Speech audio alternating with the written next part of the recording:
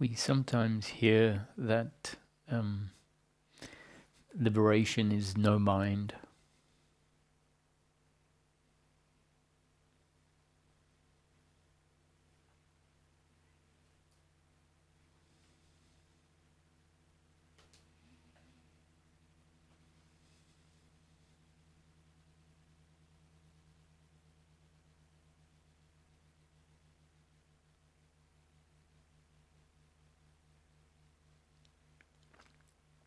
And we might imagine, try to understand what no mind means.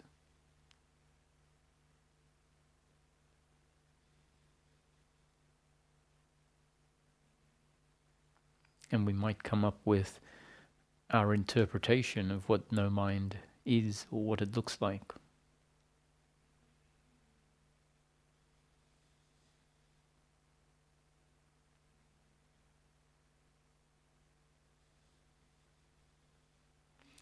And that interpretation might be inspired by certain experiences, certain states, certain shifts that happened.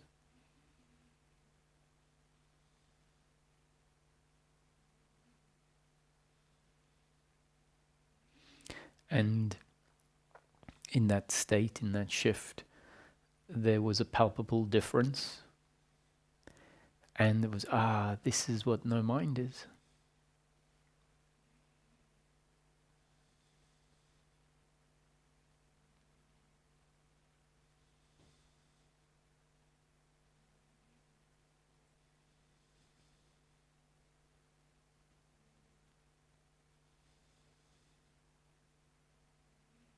And many different traditions will use different words, different phrases to point at certain things, and in particular, this notion of no mind or emptiness or the end of experience, the end of subject-object relationship.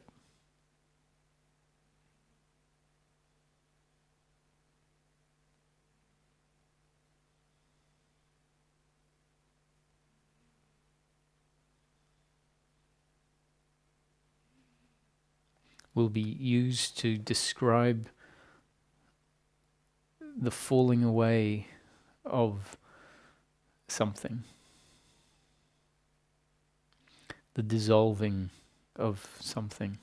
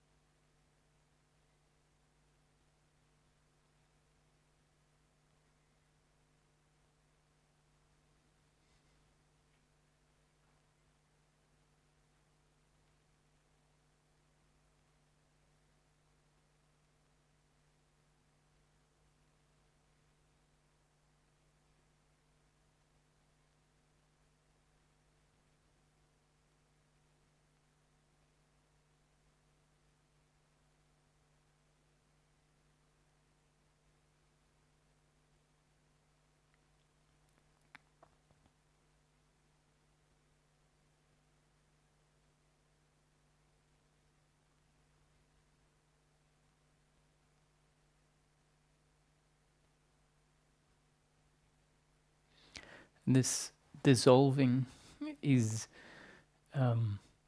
maybe the dissolving of seeing life a particular way, a dissolving of what knows life a particular way.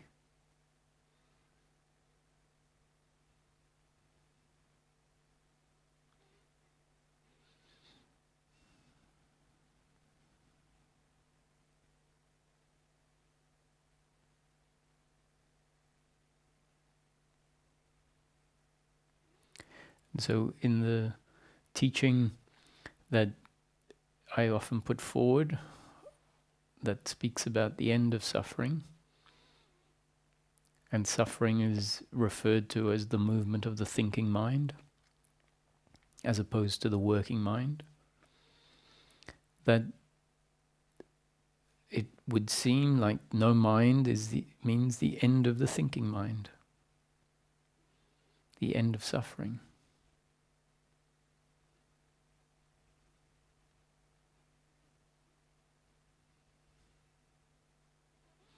And I would suggest that that is, in very practical terms, what no mind means, was pointing at.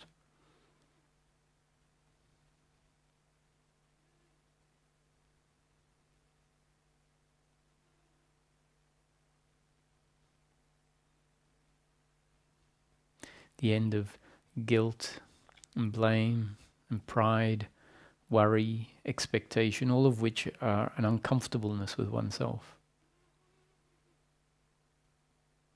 And that uncomfortableness you could call the noise and the movement of mind. It's the self which is rooted in the past and looking into the future, which are all mental movements.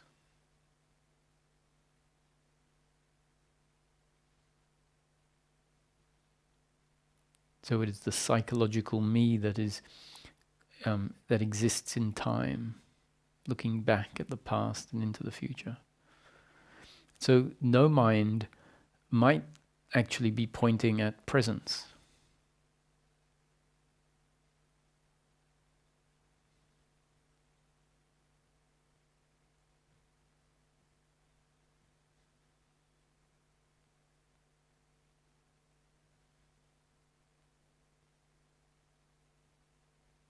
So when the end of suffering is described in relation to causality, which implies that one thing comes from another, like the uncomfortableness in the form of guilt and blame and pride is a result of the up-to-date conditioning that includes the belief of personal doership and attachment to outcome. So it suggests that A leads to B, leads to C, leads to D. That the new conditioning in each moment has led to the up-to-date conditioning. The up-to-date conditioning includes the belief of personal doership and attachment to outcome. That turns into suffering of a certain type when that identity, that belief that I am the doer and that I need certain outcomes to be complete, when that interacts with life, then guilt and blame and pride, etc., arises. And so it's described as if A leads to B, leads to C, leads to D.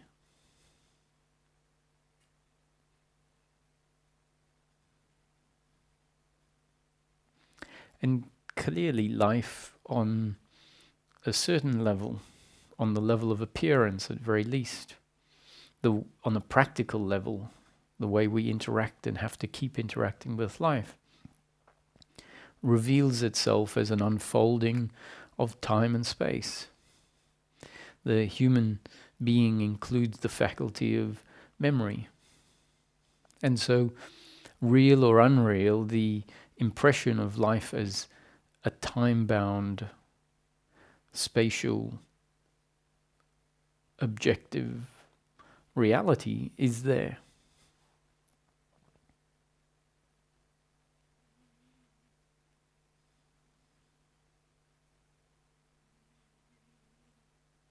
And describing it like that can reinforce our existing interpretation of life. Now, mind you, the description is to say that the belief in personal doership, the belief in attachment to outcomes, are the error, the mistake, the misinterpretation of oneself and life. So it doesn't say that causality is the error. It says certain beliefs that fit within the causal framework are the error. And if that is received in a certain way, if it lands in a certain way, the description that we are not the doers, that our happiness isn't to be found in the flow of life, has a particular implication. If it lands in a certain way and it really hits home, we might realize in that case so much of my thinking is invalid.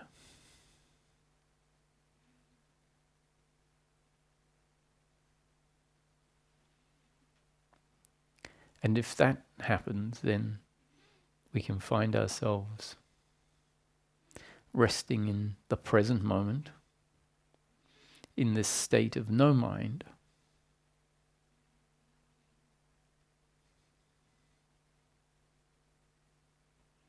much more frequently.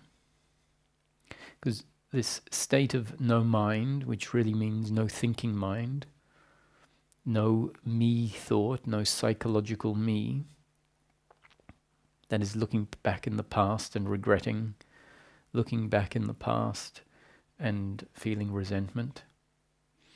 The me that looks into the future and has expectations and ideas about how God should create the future. Ideas about what life needs to look like in order for my happiness, which is to be found in outcomes, to be there. The silence of that. That psychological me that is trying to win in the present moment, seeing the other as a competitor or a rival or an enemy, complaining, feeling like a victim. That psychological me can dissolve if it hits us that life is a happening, unfolding exactly according to God's will.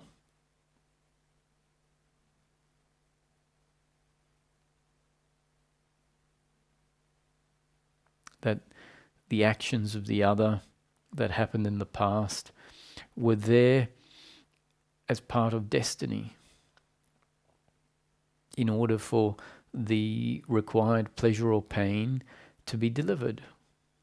And they were the mechanism by which Source was creating life a particular way.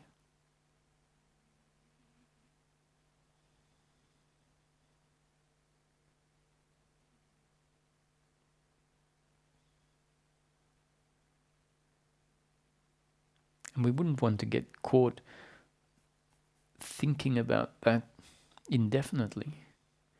Because if we find ourselves thinking about God's will and indefinitely, we'll find that that thinking is keeping us out of being the no mind.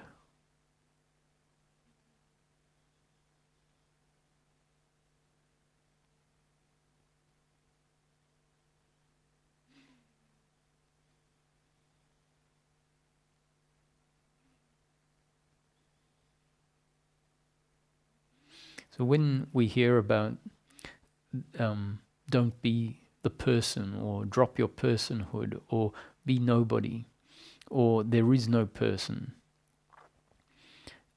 what that's pointing at is the psychological movement of mind that contains within it the human being, the aspect of the human being, the belief of the human being that relates to life a certain way, has a seemingly very busy job of complaining and resisting and taking things personally and looking back into the past, feeling heavy, complaining about what's working and what's not working, why their life is a certain way, what other people are doing, how the future should be, worrying about the future.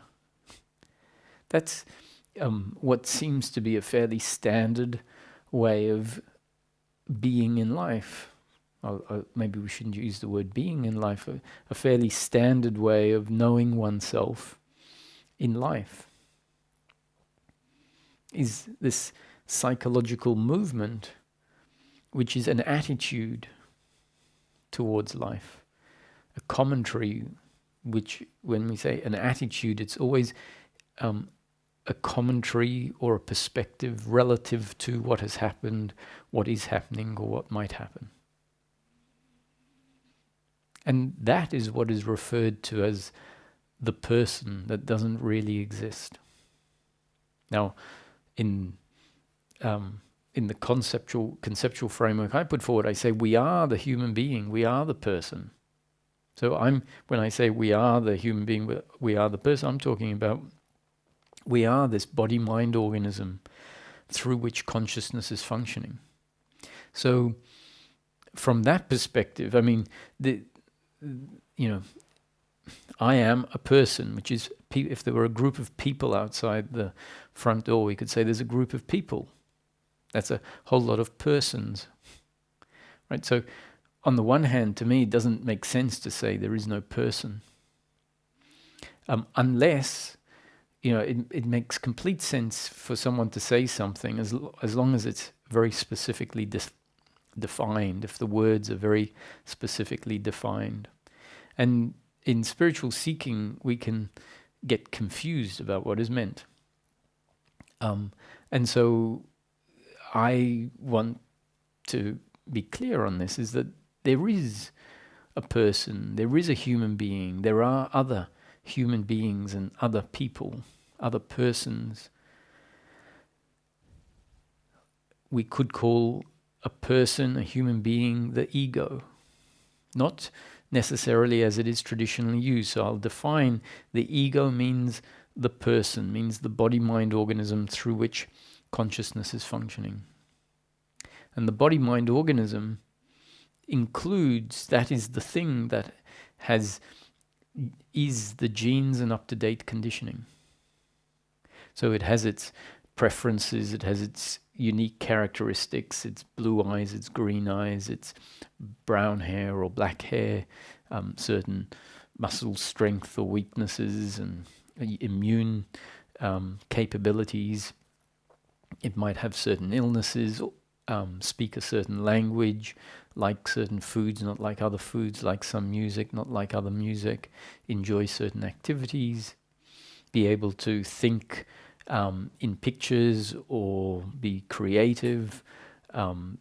Someone will be able to have the capacity to do high-level maths. We have different intellect capacities. So all of those components are part of the body-mind organism. And the body-mind organism is illuminated with consciousness. Consciousness is functioning through the body-mind organism, functioning through the vehicle or the instrument, if you like.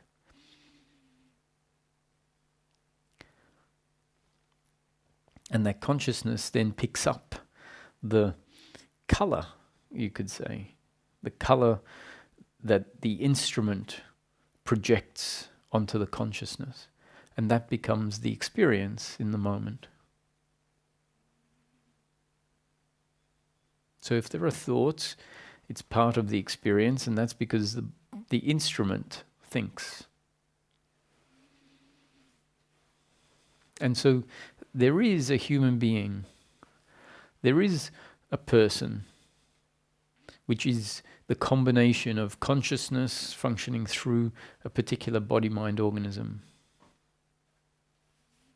Now, that person we can call the ego in this teaching, I am the ego. I don't have an ego. I am the ego. Jesus, Buddha, Ramana, Ramesh were egos. This teaching, this framework says we are all egos. We will continue to be egos until the body dies. That means we will continue to be egos while we live in this life, in this manifestation. From the moment we wake up in the morning to the moment we go to sleep at night, we have the experience of being a person, being a human being.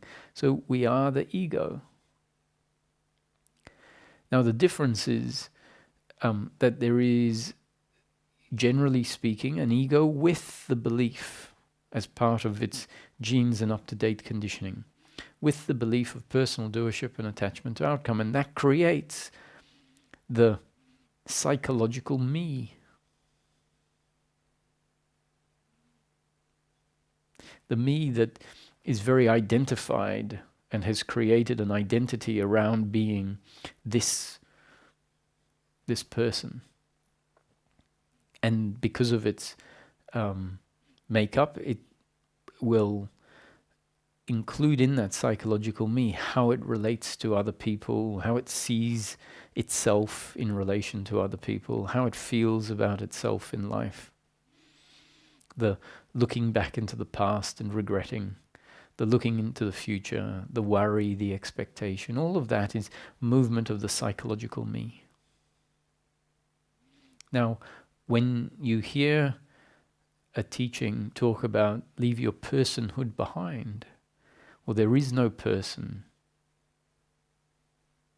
or referring to the ego as specifically this belief in doership, this psychological me, which often the ego is referred to as what I'm referring to as the psychological me, or be nobody. It's talking about that movement of the psychological me.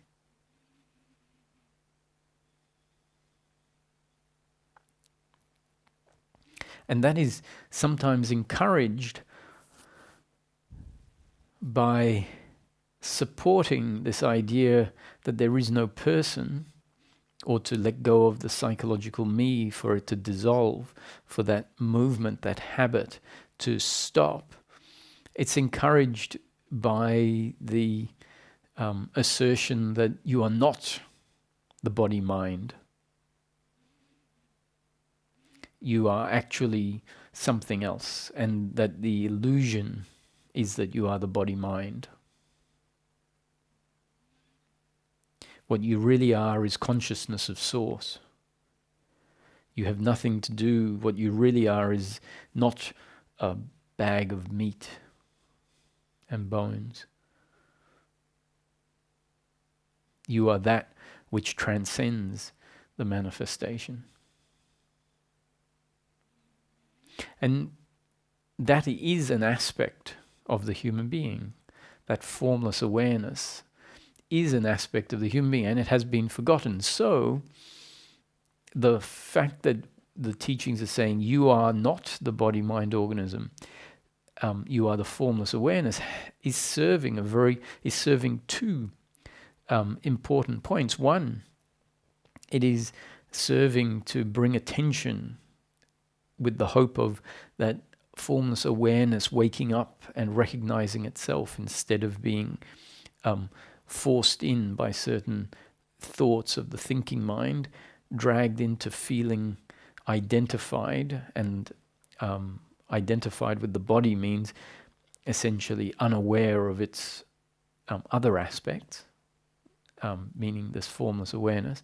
So it's serving the purpose of bringing attention onto the formless awareness that has been essentially dragged into and lost in form.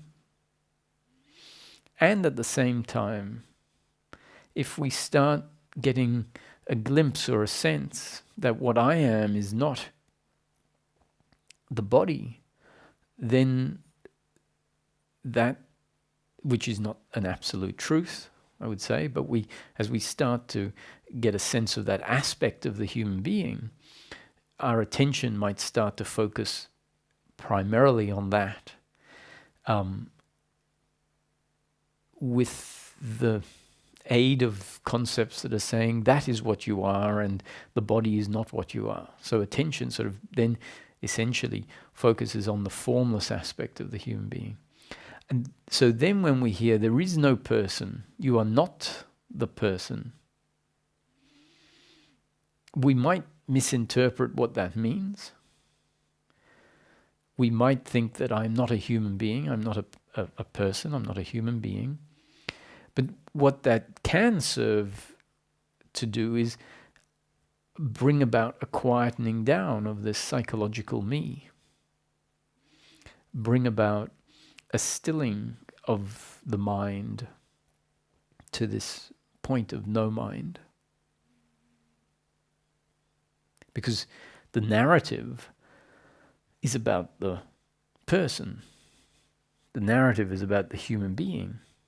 The narrative is always about the body in life. Oh, look what they did to me. And who is this me that they did it to? In the narrative, it's me, this body-mind organism, this human being. So if we've started to identify with the formless aspect and maybe even believe that we are not the human being, then that might be very effective in shutting down the habit of complaining about what happened to me. Then the system might have motivation to witness that thinking, or maybe for it to fall away and say, I'm not, how can I have this story about what happened to me if that's not what I am?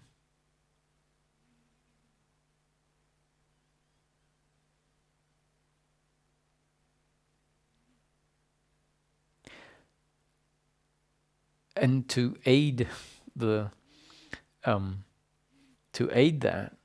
we are told that time doesn't exist.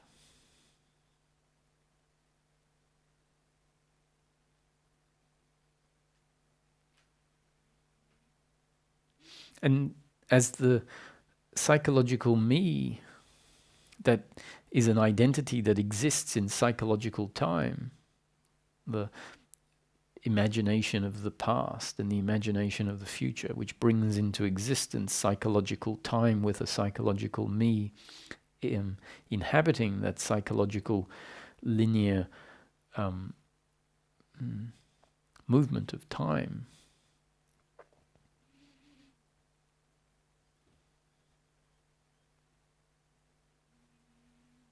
As we start stepping out of that, as it starts quietening down, we might start to get tastes of the present moment.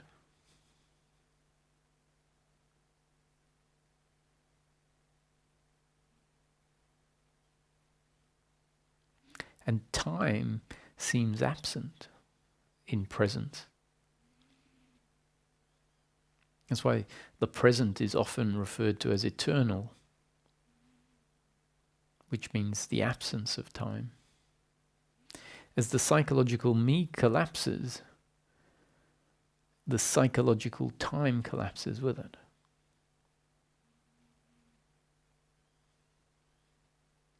And so becoming aware of that dimension of the human can encourage once again the notion that time doesn't exist, and in a certain perspective it doesn't exist. So now we have a glimpse and a sense of the timeless.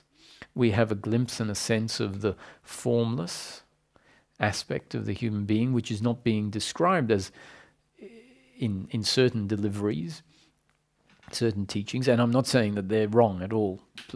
Hopefully enough of you have heard me over a long enough period of time to be familiar with the fact that I see all teachings as doing a very specific job in a very specific way, and their methodologies. And so just because one teaching takes a different approach, it is not at all, in my view, that one is right and one is wrong. They are just dealing with the problem in different ways. And so talking about different ways can illuminate why it's being done. And if we can see several teachings focusing on the same obstacle or the same blockage, the same error, but getting at it in different ways, we might then realize, oh, that is what seems to be common. That's what they're all focusing on. And they're approaching the problem. They're undoing the knot in different ways, but it's the same knot that is being undone. Then that can be very powerful if we see that. It means our seeking can then become much more laser-like, because within the seeking itself, that it has been seen, what is it that we should be focusing on? What is the error? What is it that dissolves when liberation sets in? So going back to the teachings that are encouraging that we are not a person, that there is no time. And if there's no time, there can't be causality. Because causality, A leads to B, leads to C, leads to D. It has to happen in time. And so all of these pointings, especially when they start revealing themselves in our experience, when we start getting glimpses of life that supports those descriptions, experiences of life where we can go, this is the timeless, this is the formless. Maybe we won't say it as the human being saying it. There will just be a stillness where that is known. Then the notion that we are not the body, we are not the human, we are not the person, can have more weight behind it. It starts to be what we could say, from my experience, this is the truth. From my experience, this is not just a concept. And so as the system starts having more reason to think that way, from its own experience, the belief, the perspective becomes more established. And that perspective can undermine the thinking mind. It can undermine the psychological me that is completely based on being a person, being a human being, being a body that lives in a world of time and causality, where the human being sees themselves as responsible for this that led to that, sees the other that did this, that hurt me, that now leads to my resentment or my anger. So as a whole lot of ways of relating to life are removed at first by descriptions in the teaching. So the first part of the removal is because the teachings tell us. Then we might start getting glimpses of that. And as we get glimpses of it and trusting the teaching, we might find that certain narratives get cut off. I hate you for what you did to me, is a narrative of what one person, did to another person, which is me, in time. And this is the core. This is the cause and the effect. And so we might be encouraged to stop, leave that all alone, leave that behind. Be pure, be formless, be what you really are. And you can't be nobody or no person or formless awareness if you are continually reaffirming, if the story of being somebody, being a person, that all these things happen to. You can't be the opposite if that narrative is continually happening.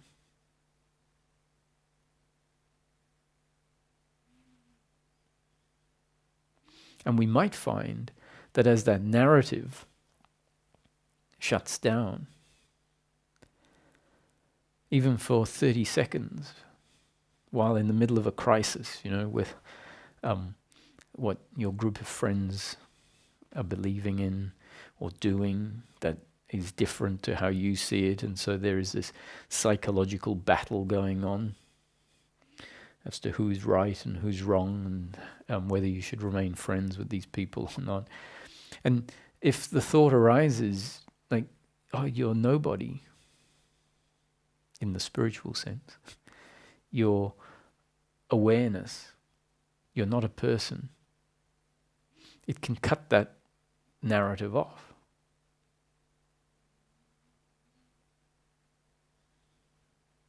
And what we'll find in that moment is, that's freedom. We'll feel it. Because what will be getting cut off is an uncomfortableness with oneself, expressing itself in the form of an uncomfortableness with the other.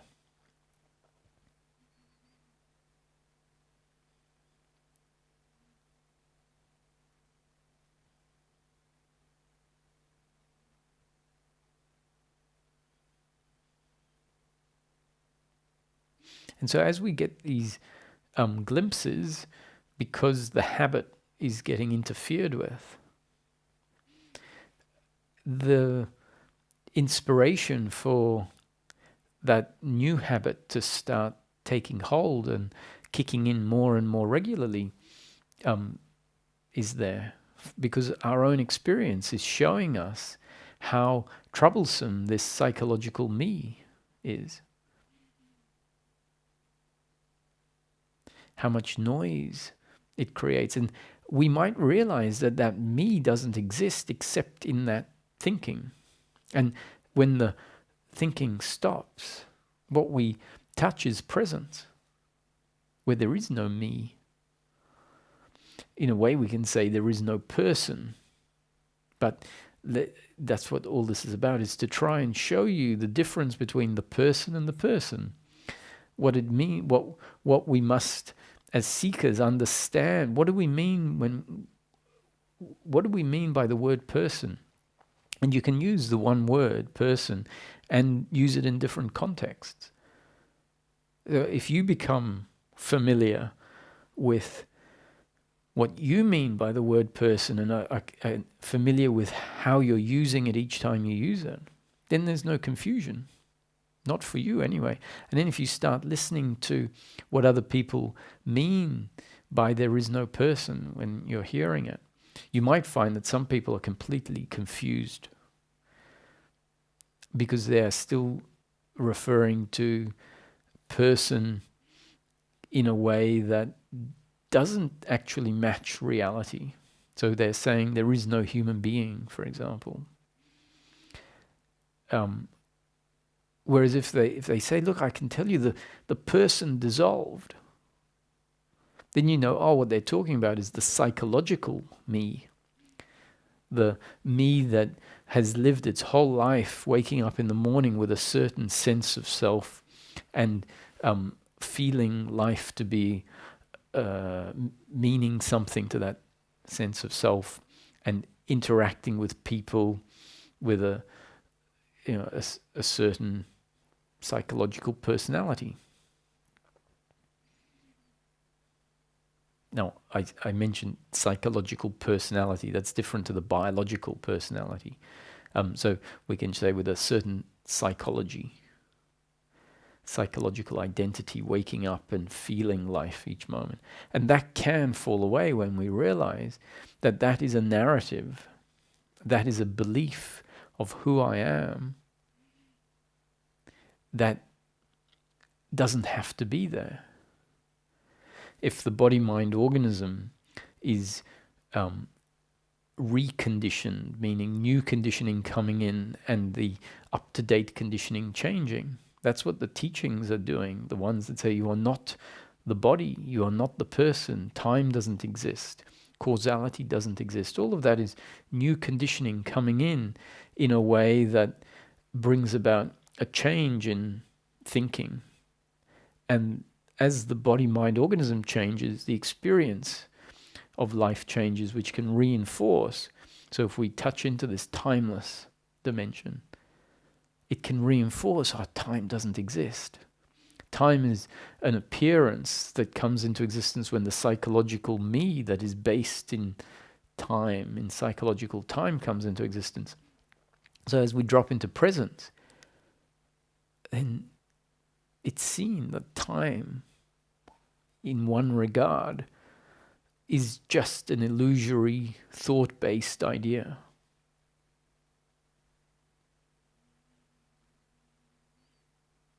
But that thought of time, that concept of time, is so recurring within the psychological me. That is a time-based identity. What I mean by time-based is it includes in that belief of who we are, the belief that I was yesterday and the day before and the day before, with an attachment to that, with a sense of who I was is very, or who I am is very dependent on who I was yesterday and who I was 10 years ago and what people did to me then and what people think of me or thought of me or how I behaved. So then the psychological me is sort of existent only because of what happened in the past and what might happen in the future.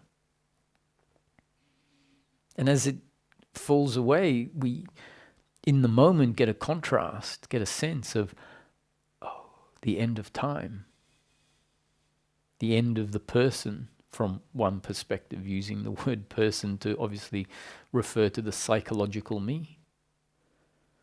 And if our intellect hasn't really understood what's going on, if all the layers haven't been described in a way that I'm trying to describe them now, when the psychological me falls away in an instant, maybe only just for an instant, until it reasserts itself again, it feels like the end of the person, because it's the end of the person we have always known ourselves as, the identity, the psychological me that I have always known myself as.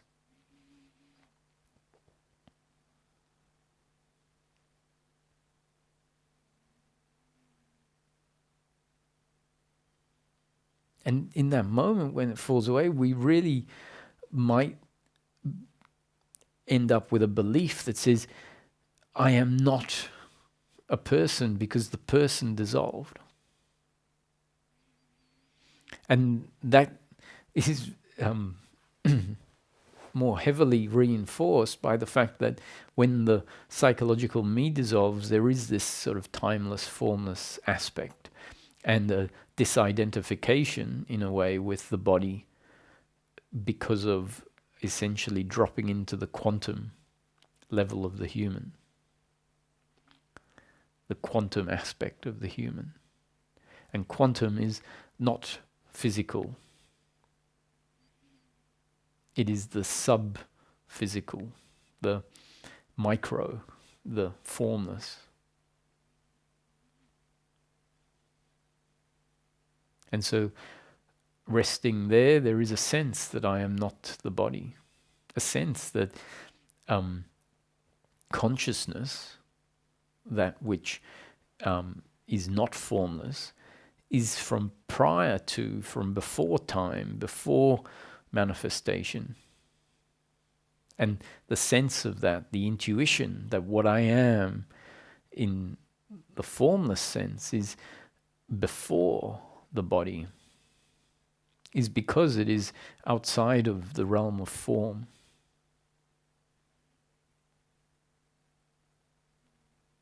And form is a more gross expression.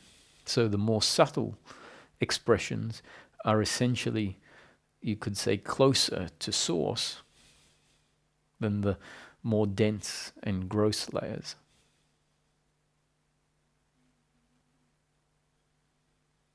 So that will reinforce this sense of no time, no person, which can then create a snowball effect where no mind, meaning no psychological me, exists more and more. So we become more and more familiar with this timeless present moment.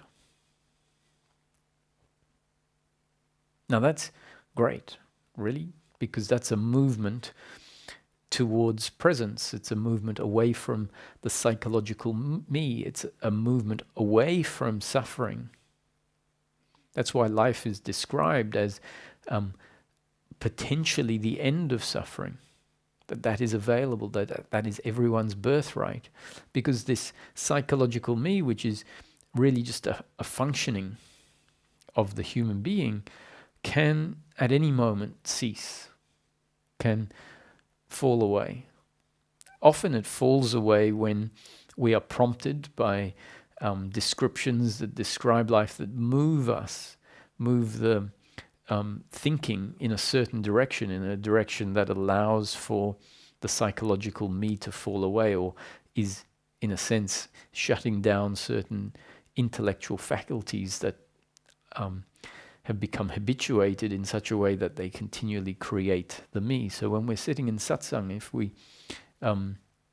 if the satsang is moving in a certain direction, then it can quiet the thinking mind down.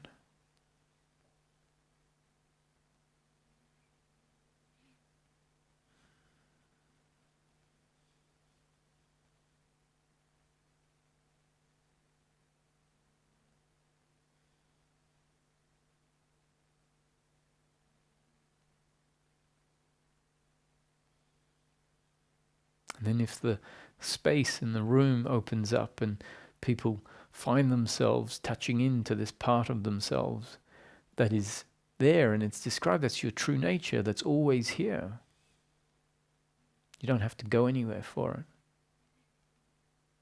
And it seems, of course, how obvious, how simple. I haven't learnt anything. It's just that a certain movement that covers this up has subsided.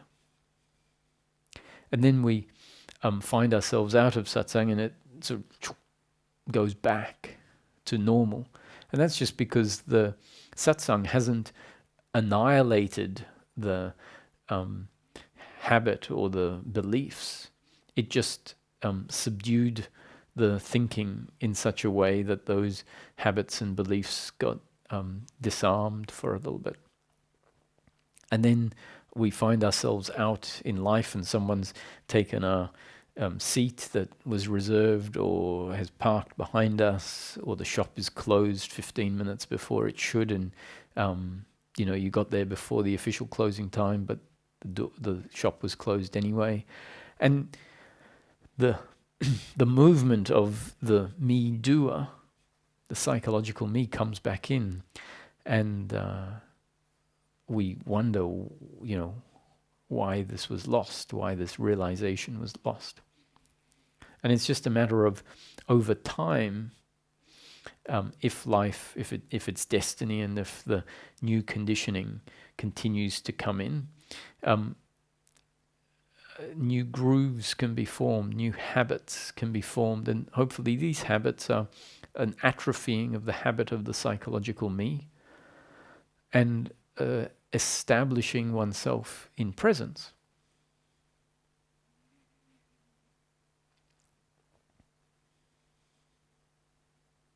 So this morning, I was having a online chat with someone, and their questioning inspired what I haven't yet got to, but what the satsang has been leading up to. And that was, their point to me was that they found themselves in a park on the weekend, and it was a lovely day, and yet they found that they were thinking about some other topic, some meetings that they had to attend later on in the week. And it was disturbing, essentially. It was disturbing them being in the park, enjoying the sunshine and the day. And it was very clear that that was a habit. And they asked if there was any new conditioning that I could deliver that might become part of the up-to-date conditioning that maybe next time would allow the person to be in the park without this disturbing thinking. Now, the normal conditioning is that firstly we say, well, if that was happening, that's destiny. It means that it was meant to happen that way. And it was meant to happen that way because if it was happening, it means your genes and up-to-date conditioning and the circumstance you find yourself were expressing themselves that way.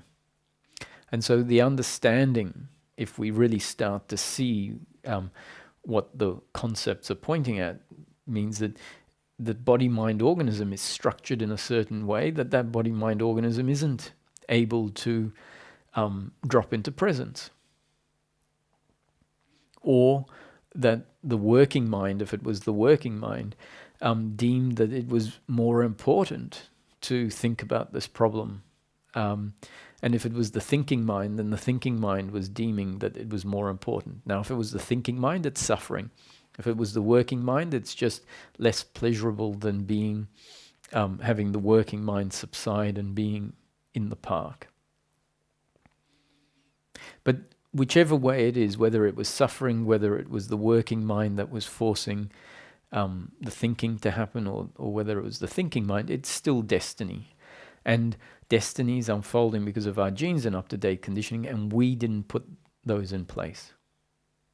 So the secondary attitude that might be upset and judging the primary attitude, which is the primary, let's say it's suffering, thinking about what is going to happen in the future in a way that isn't the functional thinking.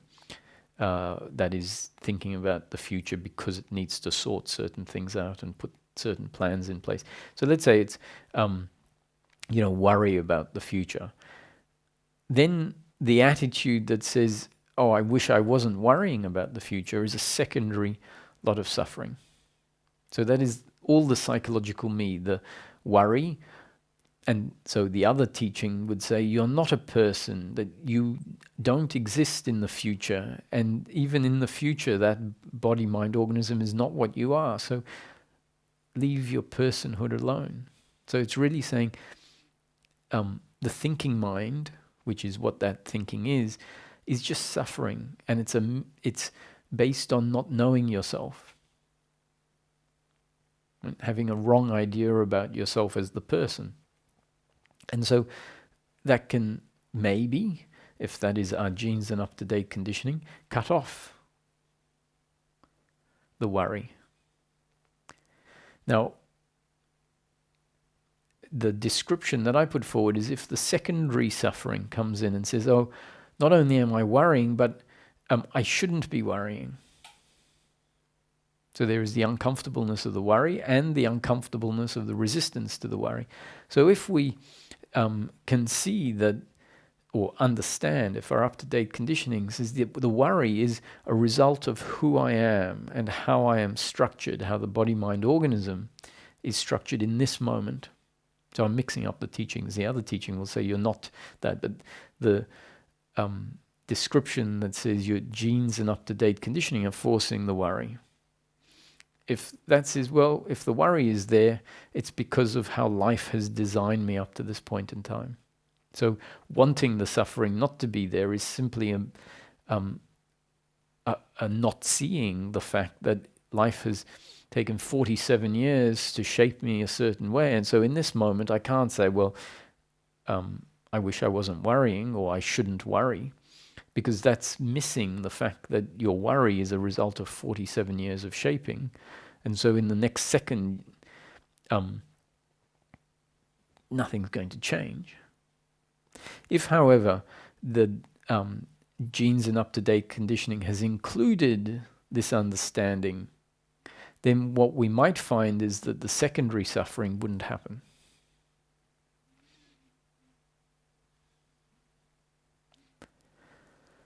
And if the up-to-date conditioning, because of the contemplating and the seeking, was different again, then the primary suffering of the worry mightn't arise. And so then one would be in the park without worry, free of suffering.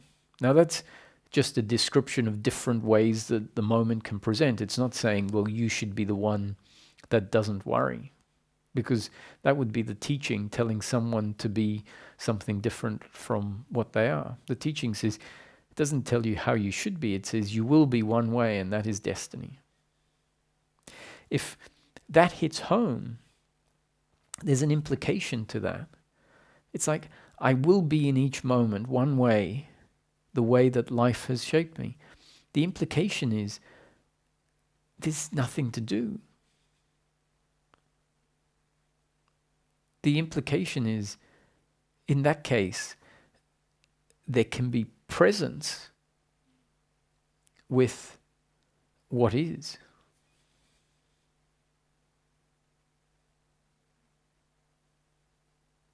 Which means a silence. Because the past and the future might be seen as what were and couldn't be different. So what should be there's no space for what should be or what could be. There is a knowing that there will just be what is.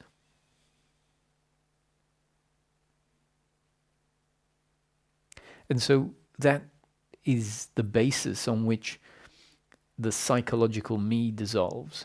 The psychological me is all about what could be and what was and what is now that shouldn't be.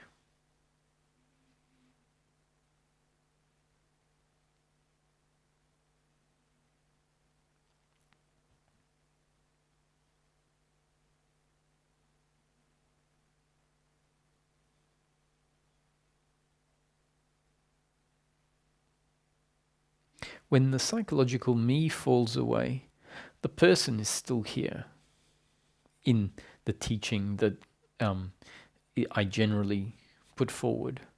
It's just that the person is here without the psychological me, without the little person. So there is the person, the human being, the ego, with a psychological person or without a psychological person, with a psychological me or without the psychological me, with the belief in personal doership and attachment to outcome, or without the belief in personal doership and attachment to outcome. Personal doership means I and you created how life turned out. And a realization that there is no me and you as a doer that could have and should have acted differently. There is just life unfolding. And so you and me as part of life, you and me as the predetermined story of life in each moment. So that's the implication of non-doership, is that there's a sense of a person, and in the moment it feels like, and we have to act as if I am the doer in practice. That's how life unfolds, with each of us in each moment acting as if we are the doer. But hopefully with the deep understanding that there is no doer. So when we say there is no one here, what it means is there is no psychological me here. No psychological me that believes it is doing things, that it has done things in the past, that the other does things, that the other has done things in the past. Now, obviously, the dishes have got done in the past. The car accident happened, the homework, the assignment got done. But that was all happening, not being done by a me doer. So when they say there is no one here, it means the psychological me has dissolved. The human being is still there, still here, sitting on a chair talking, but without the sense that they are a separate, independent me that could have done it differently, should have done it differently. And so what that means is a connection to the source that is functioning through the human being, as the human being. So the human being without source is not a human being. The human being is source or consciousness linked to a particular body-mind. So it's the combination of the consciousness illuminating the body-mind. If you take the consciousness away, we essentially have half a human being, one part of the human being. If you had consciousness without the body, you don't have a human being. You have half of the human being, or part of the human being. So the human being is both in union as one thing, as the human being, which is a body that has consciousness. Now, to give you an extension of this, of how concepts about life and about who we are get put in place, I will describe the other perspective that I put forward as to how this person might find themselves walking in the park in presence, meaning without the psychological me, without the noisy thinking mind. So walking in the park, able to appreciate what is here now. And when I was giving this this answer, I realized that because in my seeking process, this exploration into the present moment was so primary, was so intense early on, that whenever I refer in satsang to dropping into I am, abiding in I am, dropping out of the thinking mind into being, I guess I can sometimes take it for granted as to what happens, or what was happening for me during the seeking process. What always happens in the seeking process when the thinking mind was active, and then there was awareness of the thinking mind, like blame, for example, towards a family member or a friend or a stranger or a work colleague for something that I didn't agree with. That would be happening. And then awareness would land on that. And the practice that had set in place for me was to drop out of that psychological me, out of the blame, into the present moment, into being, into knowing myself as a human being that is not grounded in the psychological me, in the me that is based on psychological time.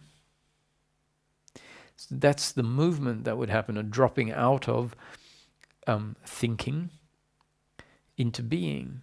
And one of the very key points that I often mention is about bringing your attention onto the present moment, and doing that by focusing on the visual aspect of the present moment.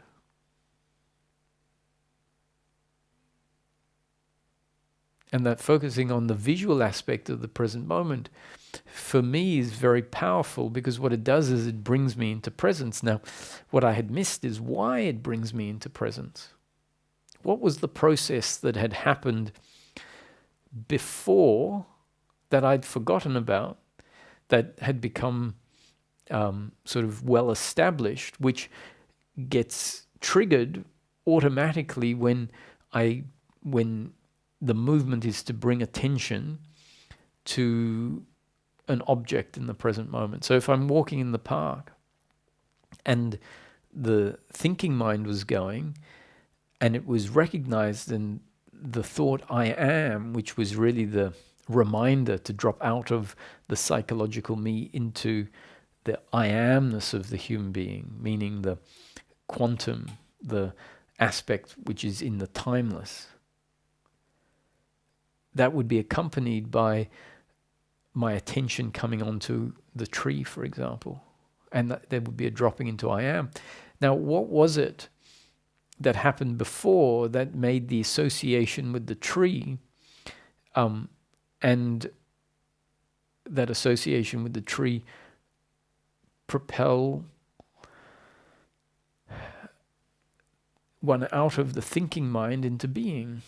Well, I'll suggest another way that you can look at life. Because as I mentioned briefly early on, causality and always looking at life as causal can be one of the components that reinforces the psychological me that says, you did this to me and this is the consequence. You did this to me and it delivered pain to me. You shouldn't have acted like that. You should have been different and acted different. So all of that is based on causality. And we're very used to forming a view on life that is one-sided, where our intellect is not very equipped to look at life in two ways, especially if those two ways seem contradictory. The thinking will say, well, which one is it, this one or that one? So our thinking tends to get polarized very easily into one point on a spectrum. And it has a hard time of not seeing life as linear. And it has a hard time of not finding a single point on a spectrum. So what we mightn't have realized, so this goes into the area of concepts, is how a concept gets turned into a belief, turned into truth. Now, unless seeking has taken us down a certain exploration, it's pretty standard that if someone looks at a tree, they imagine a history, or rather they know a tree as having a history.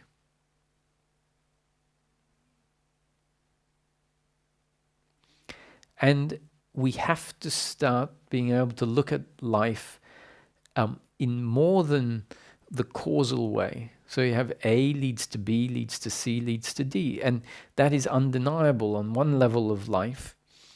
An observation of it shows us time and space and causality. So if you want hot water, you have to turn the kettle on.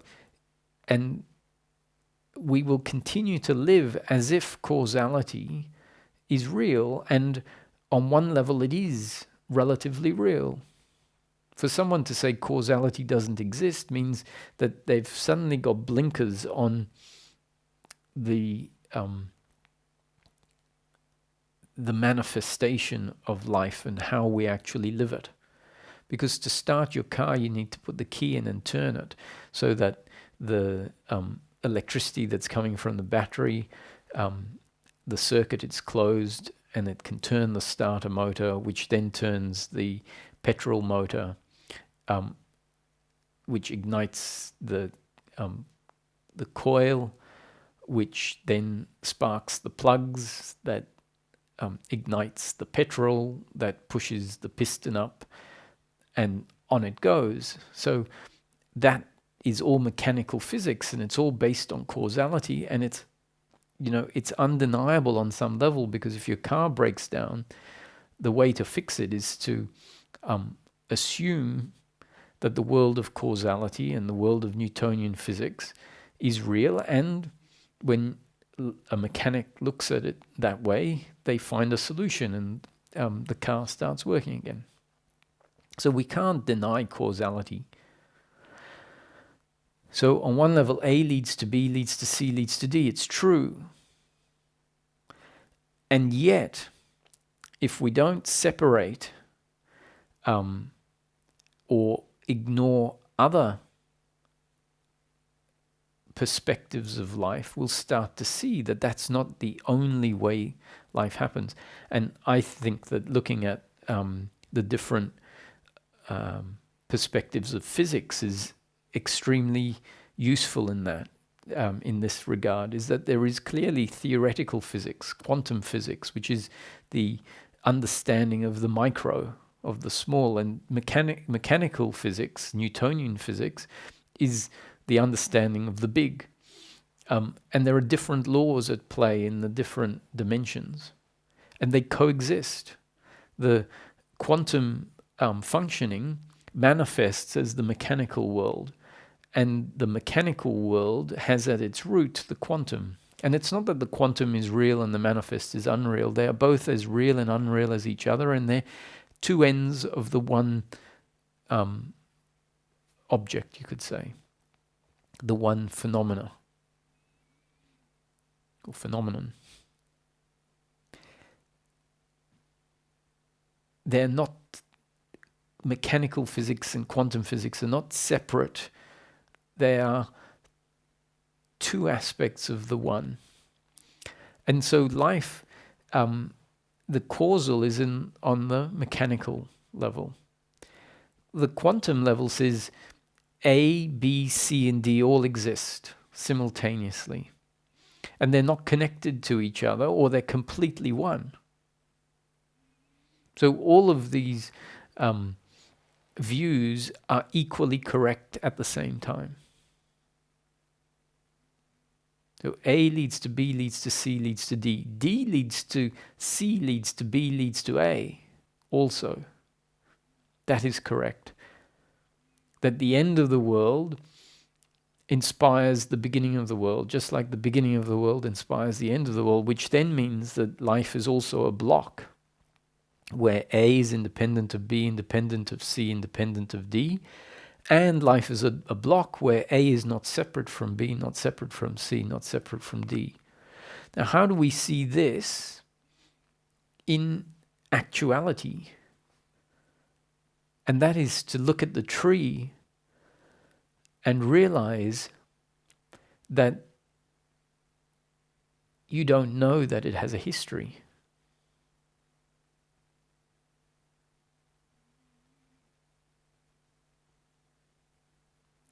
The way that our intellect sees life linearly and causally, from that perspective, it has a history. And I'm not saying that that is wrong and it is correct to look at a tree free of history. I'm saying both are correct.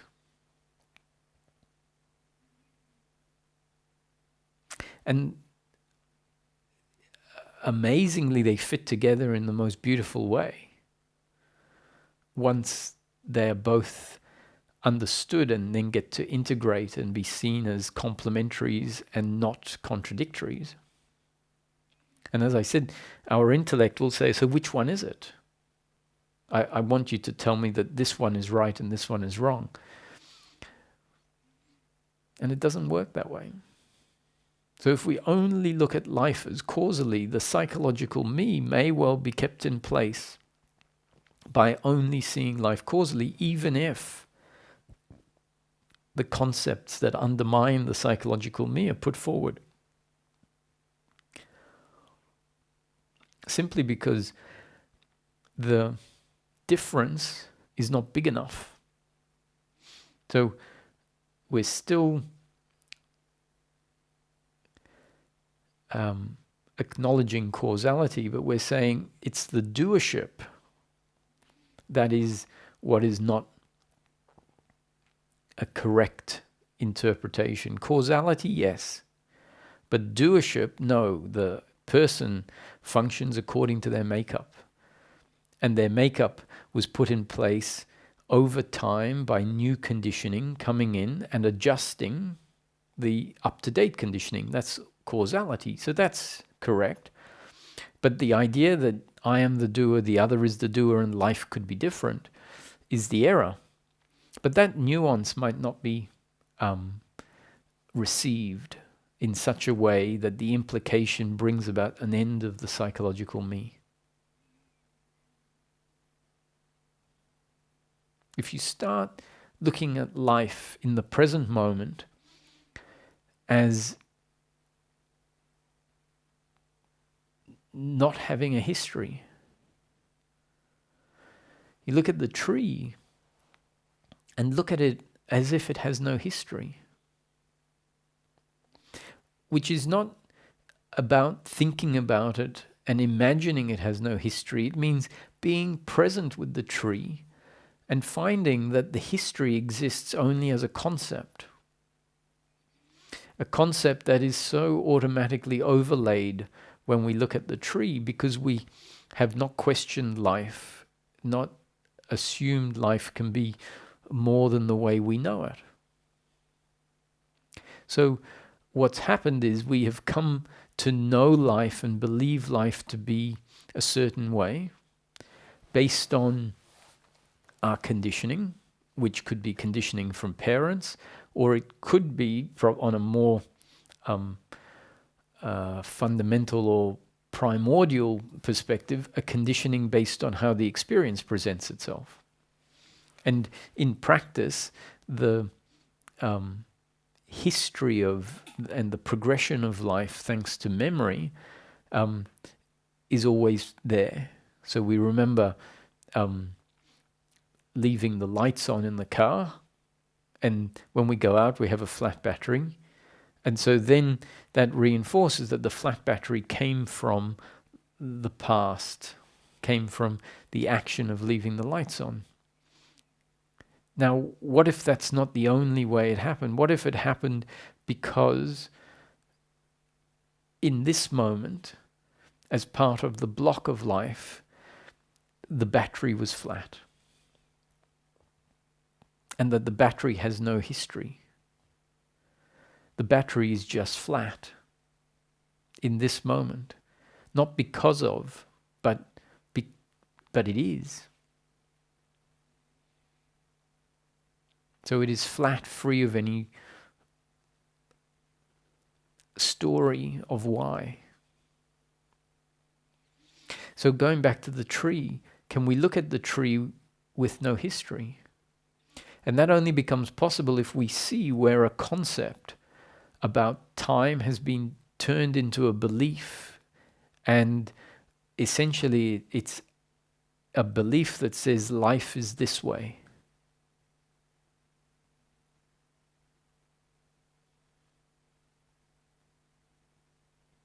And that belief is so ingrained with us that we could hear a talk like this and listen to it with some interest, but really not grasp that it might be talking about the truth. We might listen to it. We might not say, oh, that's nonsense, because we might be listening thinking, oh, I don't really know why it's being said, and there must be a reason, and that reason might be entertainment, it might be who knows, and maybe the person listening is being entertained, or there's some part of them that is interested in this, but deep down they're going, but of course that's not how life really is, because life is, I know, absolutely causal and time-bound, because I have direct experience of that. Maybe maybe what you're calling your direct experience of that is an impression. Maybe it's one side of life.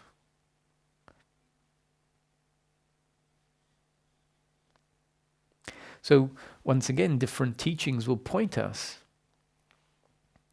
into a description of life that says it's not that way. That is the illusion. That is the misunderstanding. That is seeing duality and not seeing non-duality.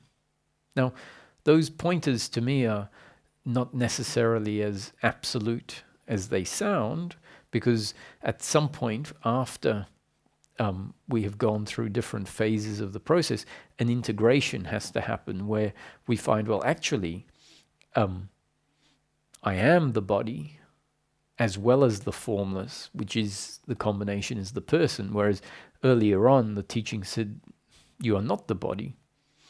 But I'm very grateful that the teaching said I'm not the body, because that allowed a recognition of the formless.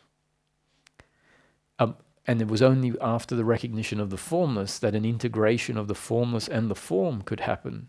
And for it to be seen that the true non-duality is not I am formless but not form, but rather I am both form and formless, and neither and both. That the form and the formless don't exist separately. So we'll have teachings that will point, and so they should, and this is what I'm saying, is that my journey was through the top-down teachings.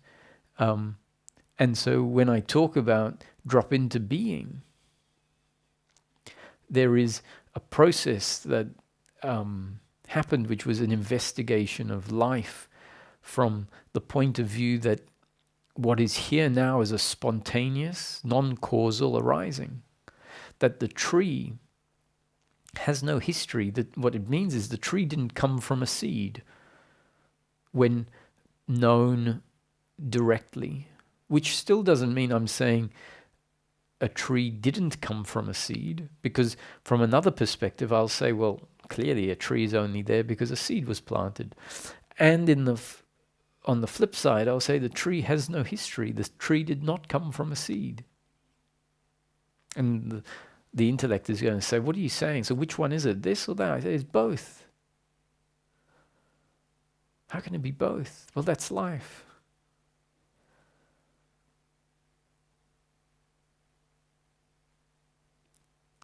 And believe it or not, we might start off saying, well, I can tell you, I've got my direct experience about time and space and how a tree comes from a seed, because at least I know, I plant the vegetables and see the seed sprout and then it turns into a broccoli. So I know that that's what someone might say, and that I have no experience of a tree not having history. And believe it or not, some shift can happen, because the teaching will be delivered in a way that makes it, of course, we could see that time and the idea of causality and we might see it's all conceptually based. Like the example of a night dream can be brought in and said, if there's a character in a night dream, you're the main character and you're speaking to a school friend. And let's say in the dream, the main character, you, has this unusual knowing that it's a dream, which is not that unusual once a witnessing sets in. There is a presence in dreams where the dreams might be known to be a dream, which really means that there is a groundedness outside of the form of the dream, in the formless, which can create a sense and bring a sense of the witnessing presence into the dream, and the dream can then carry on where there is a sense that it is a dream. So if the main character is aware that this is a dream, and the main character is talking to a friend that is talking about when they were at school together 25 years ago. And even the main character can have a sense of having existed 25 years ago at school as kids with this friend.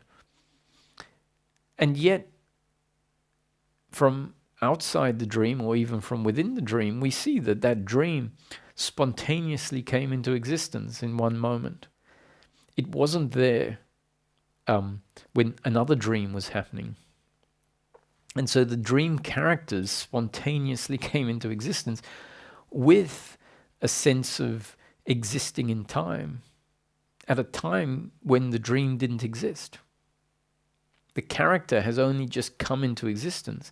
They have no independent existence outside of the dream, and yet there is the sense that they existed 25 years before. So life could easily be like that. That when we go out into the garden and we feel like this is the garden that we go out into every day, maybe the world just spontaneously arose in this moment, just like a dream does. And within the structure of the experience in this moment, there is the sense that this was the table I sat at yesterday and last week, and that is the tree that I looked at a year ago when sitting at the same table. And maybe that's not as real as it feels. And so we might have put in place a belief about how life is that may in fact be just an appearance or an illusion, a special effect. And if an example like that comes in and in a moment highlights how memory in this moment, which is an object of thought that may not be coming from having actually done something yesterday, but rather an object of thought inserted in the present moment to create the impression that you did something yesterday. Then in that moment, it might be, oh, my idea of time may be illusory. I might be wrong about what I was insisting, yesterday or 10 minutes ago, that my experience is that life is of time, and therefore very clearly that tree had a history. And we might go from saying, I have no experience of life not being historic. And in a moment we might see everything that we thought was a wall that was there yesterday and has been there 25 years. We might look at it afresh with innocent eyes. It's like, it's all new. The present moment is exactly that, presence, eternal, free of time. And yet the objects are there in this moment. There's no denying that. So if we can start looking at the present moment from time to time, it's not something that we have to lose ourselves and only know life free of any thinking, free of any memories. It's not about that. It's about, can we come to look at the tree free of history sometimes? And free of history, as I said, is not a belief that says, oh, that tree didn't have a history. It's just being present with the form of the tree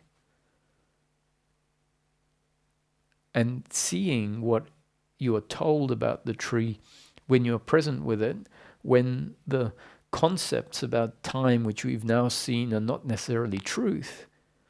And so you don't want to believe a concept that might not be telling you the truth, which doesn't mean you necessarily disbelieve it. You just put it to one side, which is one way of being in life sometimes.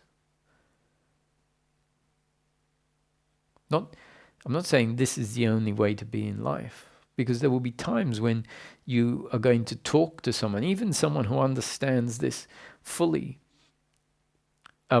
If they think time doesn't exist and that the tree doesn't have, they might give a satsang about that. And then afterwards, someone says, oh, when are you going to be in Canada?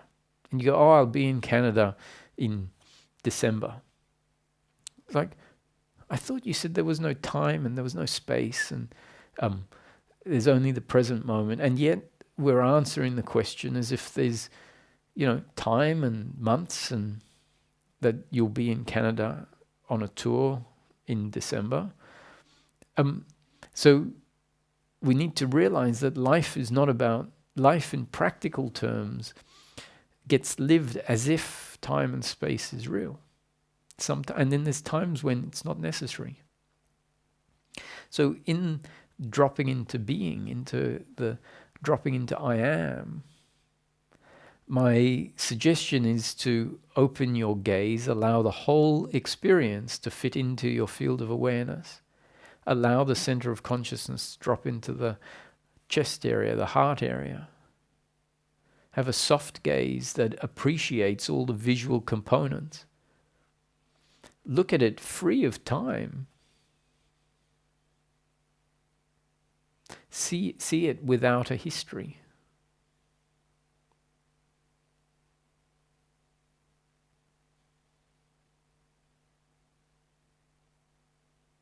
And you might find yourself propelled out of the psychological me and resting in the quantum aspect of the human being.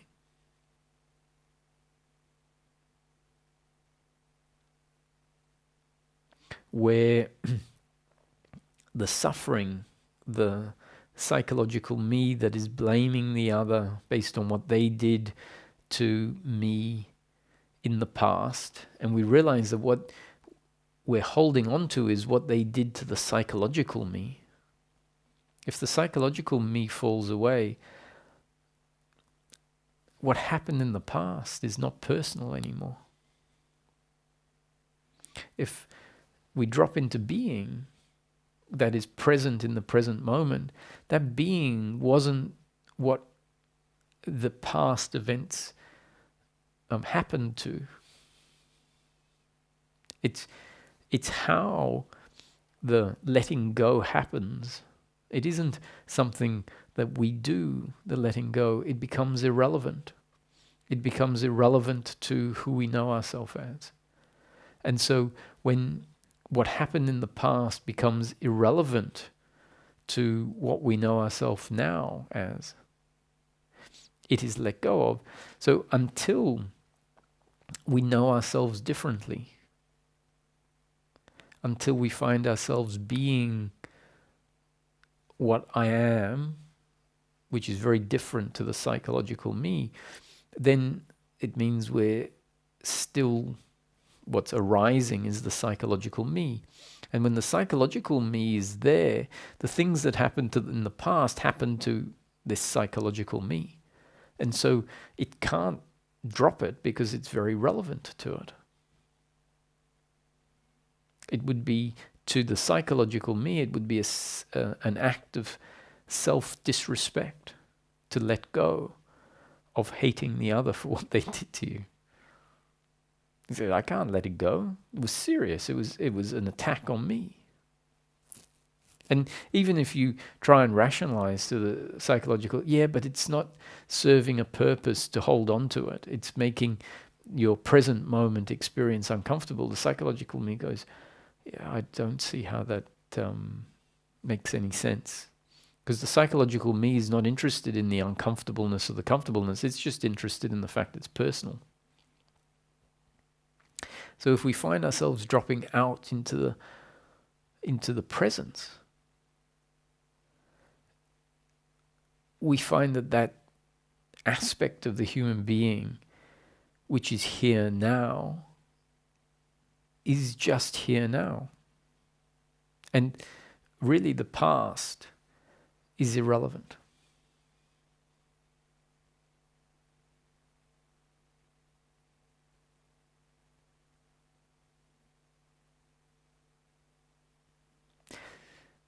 If we find ourselves resting there, if someone comes and apologizes for something they did in the past, it's largely irrelevant. It's like, oh, on the one hand, it's like, oh, well, there isn't even a need to apologize. And they might say, well, why? I've been thinking about it and I did this and it wasn't right. And you say, well, the way I know myself is that there is no one that I need to forgive. There was just what happened. not done by somebody. And to the I am, that is free from the uncomfortableness about what happened in the past. That's why it can be, oh, I don't hate you, because there isn't the hatred in the I. The hatred exists in the psychological me. So it's not that it requires, courage and all of your goodness to say, oh, I forgive you. It's like there's nothing to forgive. As a feeling, it's like it's sort of a non-event. It's like, oh, you don't have to apologize. It didn't cause a problem. Now, if the memory of the event is there and you don't have the hatred and the resentment, but you remember that the situation was awkward, it maybe was painful, it wasn't pleasant and all of that, you can actually say, well, I appreciate the apology. Thanks for letting me know. It was a awkward situation. It wasn't great. But to be honest, I appreciate the apology, but actually think nothing more of it. For the same reason that it wasn't carried into the present moment. And in the same way, if we find that our actions in the past have delivered pain to someone, in the present moment, we are not dwelling in the past. But when we find out that someone says, the way that you spoke to me last week was very hurtful. And so the resting in the I aspect of the human being, there isn't a sense that, oh, I could have done it differently and that I shouldn't have done it that way. But in the present moment, the person is saying that your actions, your words hurt me. So straight away, it's like, oh, I'm very sorry about that. It really wasn't my intention to hurt you. And so, if I know that would hurt you, I wouldn't do it again. In fact, I'm sorry it happened in the first place.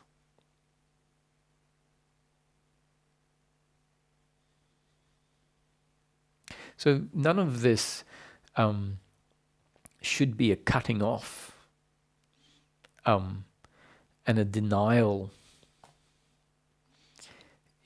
It's a merging, it's a integrating that eventually happens, where we get to hold both views of life, the causal and the spontaneous. So what I guess this is about is that the seeing life as an arising in the present moment that may not have a reason, may just be an arising in consciousness. It definitely is just an arising in consciousness. Now, I say that because even if life is an objective reality that has actual historic time, as well as the clear historic time that is built into the experience of life, so we can't deny that. Memory brings that in. So whether it's really something that happened in the past or whether it just arises as a memory, the experience, so even the most enlightened person is still going to have memory and is still going to remember remember time.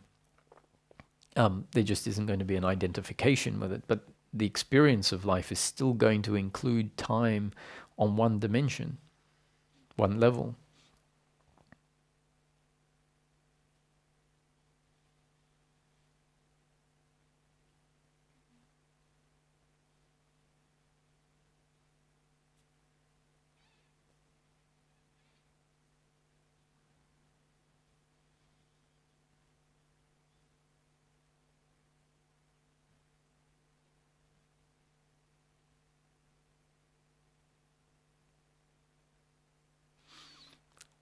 So we become very used to seeing life one way, but not so used to seeing it another way. So if we can start to see it as an arising in consciousness, which it is one way or another, so even if there is an objective reality, and not just the arising of time as an appearance, still from that point of view, the experience of life is still arising within the consciousness of the human that picks up the external light via the eyes, and it then is projected onto consciousness. And if there isn't an external reality, then all of this is arising in consciousness, and it's not because the eyes are picking up light, it's just because that's what is.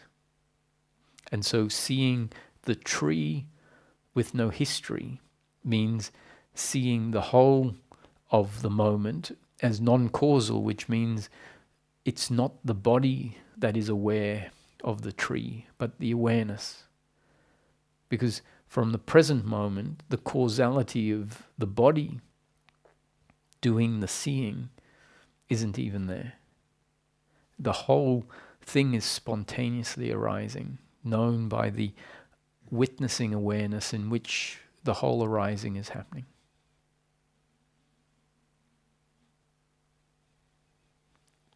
And so, to hammer the point home, I wouldn't be surprised to my core if an oak tree suddenly appeared behind the camera that I'm now looking into. If an apple were to float past, I wouldn't be surprised to my core. There'd be a little bit of surprise because I understand as it is now, the manifestation unfolds according to certain cosmic laws. And those cosmic laws include gravity, for example, and include the way that things appear because of a causal explanation. And so I wouldn't expect an oak tree to just appear out of nowhere according to the laws that the manifestation unfolds in.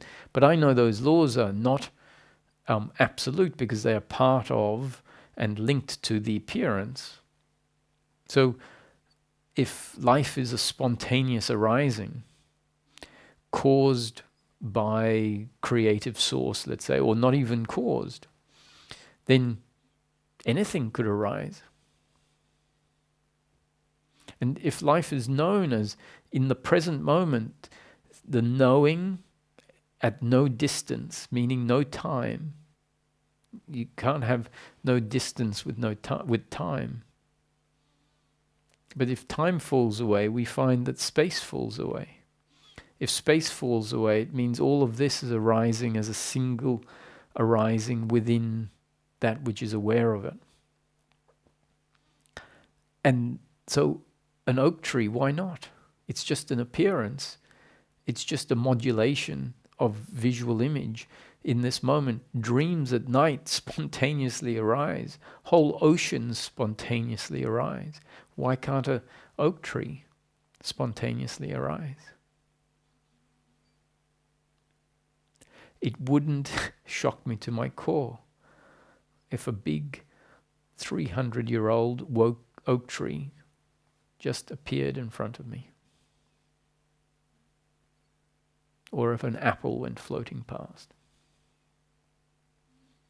I don't expect that to ever happen because life has consistently unfolded according to these cosmic laws. And so I don't see any reason why that would change. I don't see any reason why that couldn't change.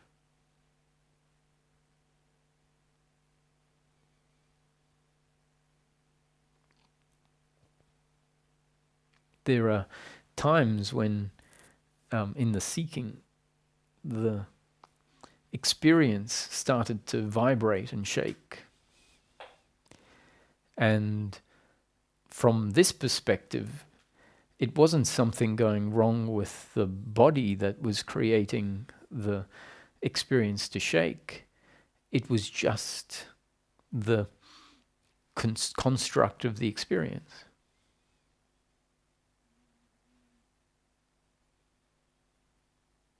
It was the experience within the consciousness that was aware of it shaking.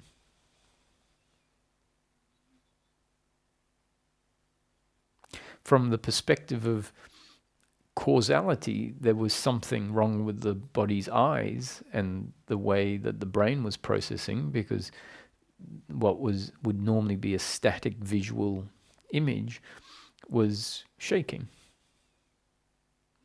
So can we see life from both perspectives simultaneously? Yes, that's the mystery.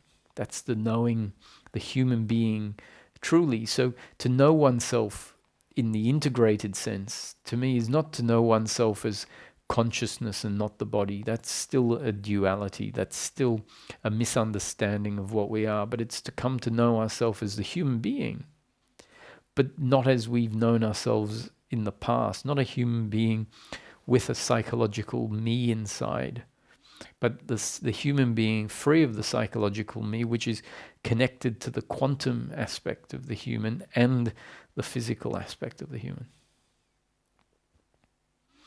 So, on that note, we'll have one or two questions.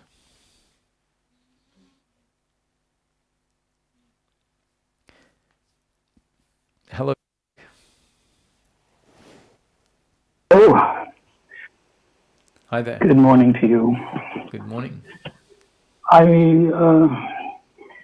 was looking out the window at trees as we were discussing that. I was taking in the form of tree, and I'm getting a gut flutter while that's happening. I'm getting this excitement in the gut.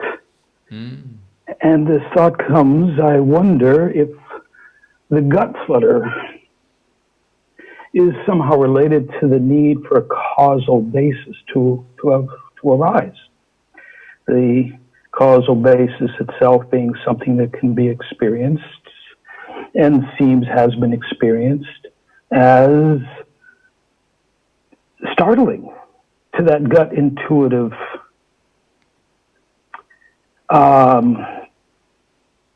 take on what's happening. Kind of like trying to slow down and invoke speed to spontaneity. That somehow, well, as I'm looking at the tree through that conversation we had, a moth flies right through my field of view. And I was very feeling content. I mean, I've often walked through the forest and had this thought, wow, this is spontaneous. There's nothing historical about this, because if there was, it would mean it would have a beginning and it would have an end, and it could stop from time to time, which, who knows, maybe it can, but that's not the present experience. And I enjoy that, and I get a gut flutter from it a lot, but perhaps there's this psychological bit that says, well, now that I'm getting this gut flutter from this spontaneity, maybe something else should happen with this, like enlightenment or something. So that expectation may cause another factor. So I'm talking about this gut flutter and wondering what comment you may or may not have on that, but maybe more importantly, that there is this fog that comes over the whole matter when I try to penetrate deeper, so to speak. It's kind of like this fog that says, nope, you don't have clearance to be here.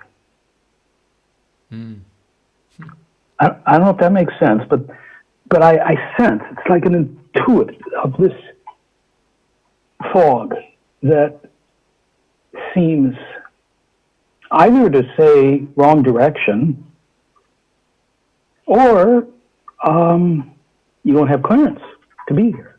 And so this goes back to the moth. Because as the moth flew, mind says, oh, wait, I was getting the tree had no history. I could just be here with the tree. But that moth, it just moved from left to right.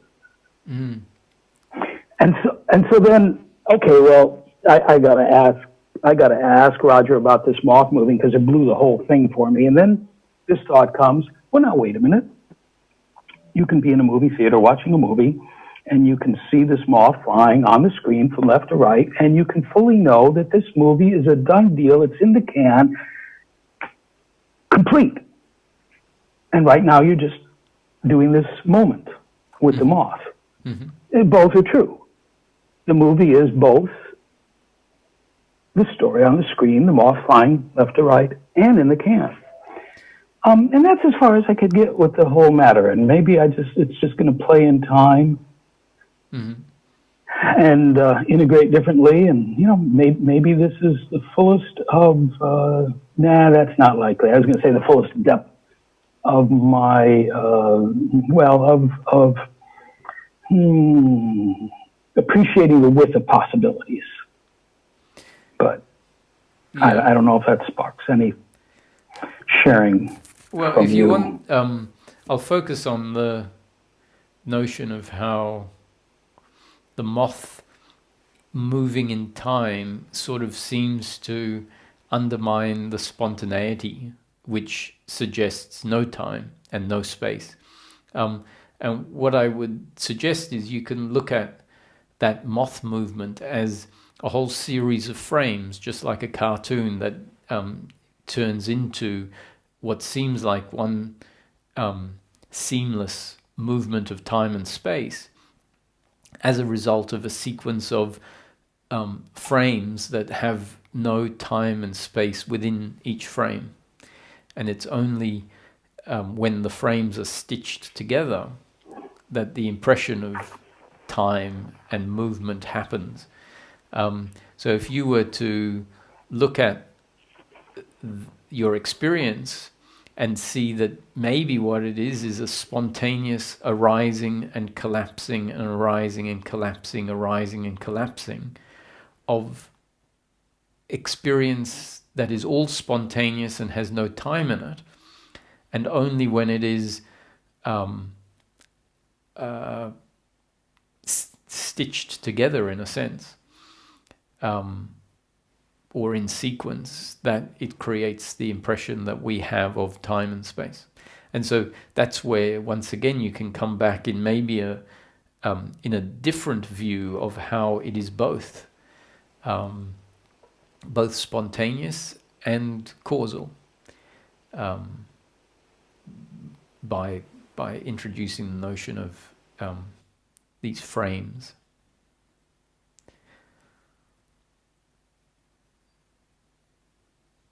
Regarding gut flutter, I think I hold on to that sometimes as if to say this is a good direction. Yeah, there's something more alive about this gut flutter. So it's not a worrisome. Is that a good direction? It's not a worrisome gut flutter, right? It's not an existential fear gut flutter. No. Now, I was implying earlier that I could imagine the need to see things causally could have arisen by some overwhelm from that. But no, when I get this gut flutter like today when we are looking out at the tree, no, it was wonderful. Yeah, I would say that's part of the magic that's saying, oh, look what you're getting close to. Yeah. What it can sometimes, that's why I asked if it wasn't an existential fear type thing, because what can come up when life is looked at this differently is, oh, who would I be if that was true? Who am I? Or where would I go? And that would be the fear of the psychological identity essentially feeling completely threatened by what is being glimpsed. And if, on the other hand, what you have is a bit of excitement, it's a sign that the psychological identity is weak enough not to be threatened, and it's sort of the glimpse is being received by the part of you that is just waiting for this to be realized, knowing that there's nothing to be afraid of, and in fact that it's freedom. The way I have perhaps experienced a difference as you've just described is if, metaphorically speaking, I can feel the spinning of the butterflies, sort of, as part of that fluttering excitement in the gut. But when I feel it in the head, it has a different quality to it from which I could pass out. Mm. And where I didn't pass out, I would say has led into a style of being that has been an existential crisis. And whenever I start going in that direction and feel that happening again, it's almost, I want to do everything to climb out of that pit, because I perhaps am still not ready to be still with that. Mm.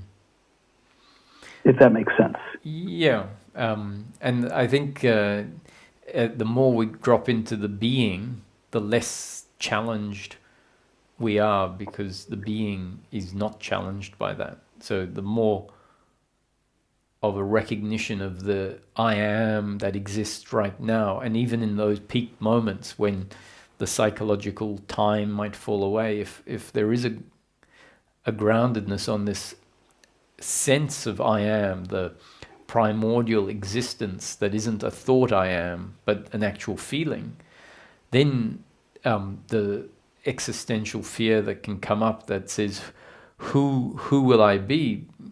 Which is because we're lost in thinking about who we'll be rather than appreciating, I am. I don't need to ask who will I be, because I am.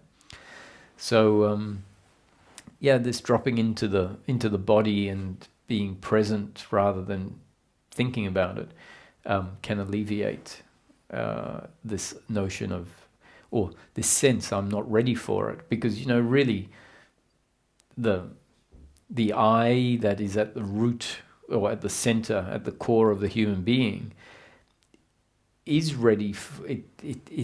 It was always that. So the only reason we're not ready is if the psychological me is still, got a strong enough center of gravity that we aren't dropping into the I, and then it is very scary to that psychological me. And if that's the case, then who cares? Let it be.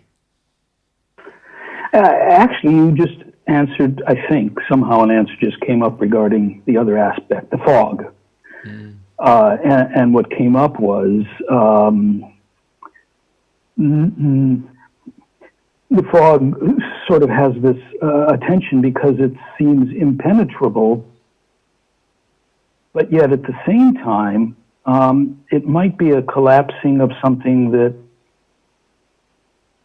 is not so interesting anymore, but remains kind of a shadow, has a presence in a shadow. I don't know if I've explained that well, but I'm right at the moment comfortable, I think, with that notion of what the fog is. I thought it was something being blocked, hidden, and it just occurred to me, well, no, it actually might be some habit stuff that's just not with any use anymore. Let's hope that's the case, and let's hope. Let's hope. Very good. Thanks, Blake. Thanks for dropping in. Thank you. Thank you. Holger? Oh, I thought it was Holger. Who's next? Wesley. Oh, hello, Wesley.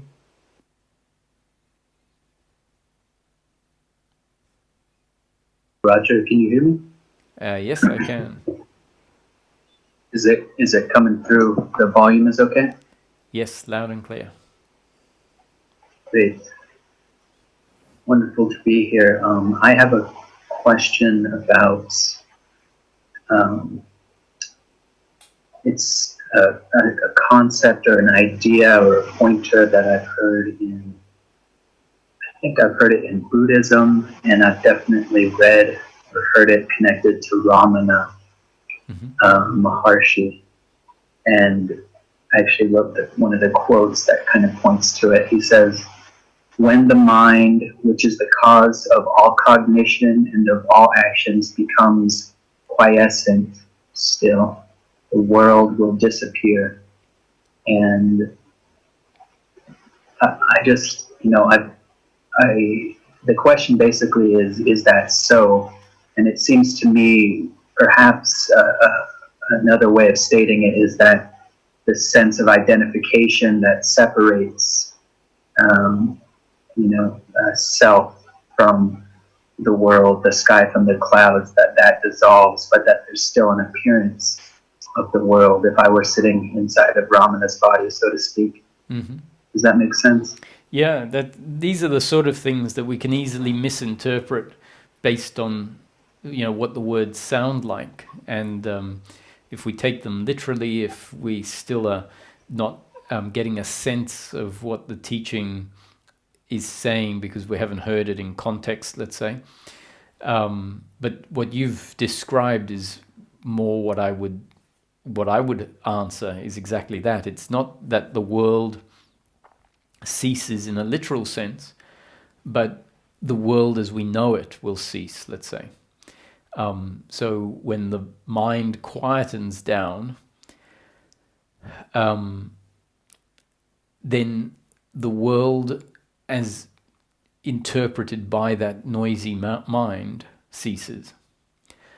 So when we sometimes hear that, you create your own reality, what it's talking about is not you as a doer creating your reality, but it's really pointing at how powerful the psychological thinking is. And so if we, for a moment, say the psychological thinking is created by the person, then it's saying that the person creates their own reality based on the psychological thinking that arises. And that psychological thinking has a way of turning life into either samsara or nirvana. So life can either be samsara or nirvana, and it's very much dependent on how it's seen, and how it's seen is really dependent on the thinking about it, which is very much dependent on how we know ourselves. And as this whole satsang was about, how we know ourselves can be through the psychological me, which is all a certain type of mental movement. And as that thinking mind, that psychological identity quietens down into no mind, is one of the, the Buddhist concept, quietens down into no mind, then the world that belonged to that psychological identity no longer arises, no longer appears. But the world that belongs to the new mind is there. So that if we're waiting for, and sometimes we are because we're interpreting it a certain way, that when self-realization happens, or when the mind quietens down, the world disappears, and we're waiting for some samadhi experience where there is nothing. The absence of the world, the absence of illusion, and in our mind, that means no more form, because of how that statement has been interpreted. Then I would say, no, that's not the interpretation, which is what you were also alluding to. I think your question was, is it that the world comes to an end, or is that just a way of saying something? And I would say, yes, it's a way of saying the world as we know it comes to an end. Beautiful, beautiful. May I ask another question? Short question? Yes, sure. I think. Short question, and you'll usually get a long answer. And just to put a fine point on it, if you can, referencing your own experience, looking to you as somebody who's been in this recognition for a longer period of time. My experience, the analogy of the clouds in the sky, Mm-hmm. do you know what I'm referring to? The sky being pure awareness, and the clouds being the contents. Sure, yes. Yeah, using that analogy, does it at your stage is probably not the right word, but in your experience now, is your awareness still able to separate itself into this pure formless state, separate from all the objects, or does there come a point where that distinction just collapses and it no longer makes sense to take that? I think in Zen they call it the backward step. Are you still able to extract yourself, so to speak, back into pure awareness? It so the answer is yes, but it becomes so much less relevant. It's much more relevant when suffering objects arise, and when suffering objects arise, there's either the identification with them and the lost in them, in the sense I am that, I am the thoughts, I am the feeling of suffering, and the stepping stone, I guess, to them not arising at all is a non-identification, a backward step, a resting in the formless that knows itself to be. And so there were a couple of satsangs where I've said, this resting in being, this resting in formless awareness is more relevant as a resting place when suffering is arising. If the suffering doesn't arise, there's no problem with being a human being that clearly knows that it is conscious, that, as in every time anything is witnessed, or not even witnessed, but just the very act of being aware of life, just seeing, hearing, tasting, touching, is known only to be there because I am a human that is conscious. And therefore, to know myself as a human means to know myself as a conscious human. And this dropping into being is not relevant. Why is it needed? It's not because you're living as a human, free of the uncomfortableness of suffering. There are times when certain shifts and states can then happen more as a sort of peak experience, or because the activity you're partaking in might maybe watching a sunset or something just inspires that sort of shift into that perspective you described, and then it's appreciated as I guess allowing a bathing in that part of ourself in a more pronounced way than normal, which is nice but not necessary or not imperative. It's just seen as part of the changing scenery, let's say. That's beautiful. That's very clear. I just, there's sort of almost having discovered this space, this refuge, that this ground of being, is an almost obsessive returning to that, just because it's such a contrast to the previous 3 decades, of delusion, and but there's sort of this resistance to I don't know if the word is descending or something, coming back into the psychology. It's like waking up, realizing this body is like a madhouse. It's like a haunted house. There's all this frozen energy and all these ghosts, and it seems the only way to clear that up means kind of dying back into the form, so to speak. But it's good to know that this space that access will always be there. Does that make sense? Yeah, sure. And especially when you dive into the form and you bump into this, these unresolved energies, then that's in particular when that space is there, because that is the ground on which you can come up for some air, and so it does sometimes become that resting in being can be what we assume is peace of mind. And it is a form of peace of mind, but it's not the most basic peace of mind that is available. So in other words, it's not the lowest common denominator peace of mind. So when I talk about continuous unbroken peace of mind, it's really even more simple, more ordinary than being. So being, I guess, has these qualities of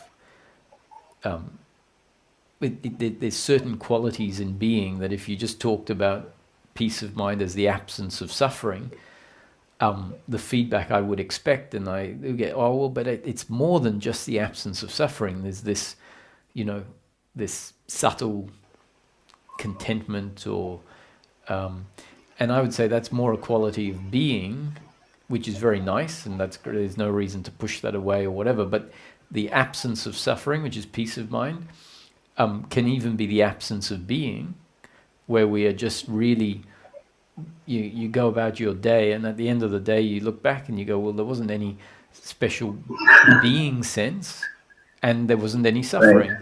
And so you go, that's the vanilla peace of mind, and there's no problem in that way of living. It's fine. Okay, no being, Beautiful. no Beautiful. problem with that. Is that the same distinction that I've read Maharaj Nisargadatta Maharaj talks about something prior to Satchidananda, something prior to consciousness. Does that point to something similar, or am I mixing the two?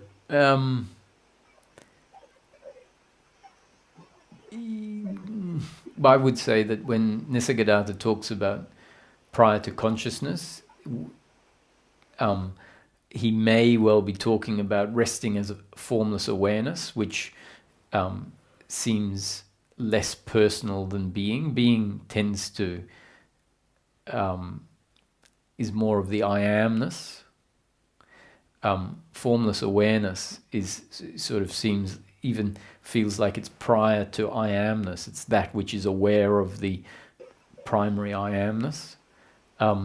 So prior and consciousness in some of Nisargadatta's teaching is referred to as sort of the seed of the person, the seed of personal consciousness. And so awareness is what he would talk about as prior to that. So simply that which is aware of consciousness, aware of I am, which is much more of the empty, in a way, the emptiness, the formless. And then he would even talk about, you can talk about what is prior to that. And prior to that, really, to me, would be the absence of experience, the collapse of even awareness, which is sort of like a theoretical. You need to be able to imagine. Okay, if you're familiar with resting as awareness, the formless awareness, and knowing oneself as that which is aware of even I am, you might think, what could be prior to that? And I would say it's the absence of awareness. So you know what is prior to that by knowing what awareness is and resting as awareness. And then, so you can't know what the absence is, because the absence can't be known, because it's the absence of knowing. But you can get a sense of what it is by knowing its presence, and then contemplating the absence of that presence. Yes, there is a subtle intuition about this sense of vacancy. So that, thank you so much. This was just perfect. I didn't expect I'd get to interact, and I came back from grocery shopping, and perfect timing. So thank you so much. Very good. Thank you for dropping in. And on that note, we'll carry on tomorrow.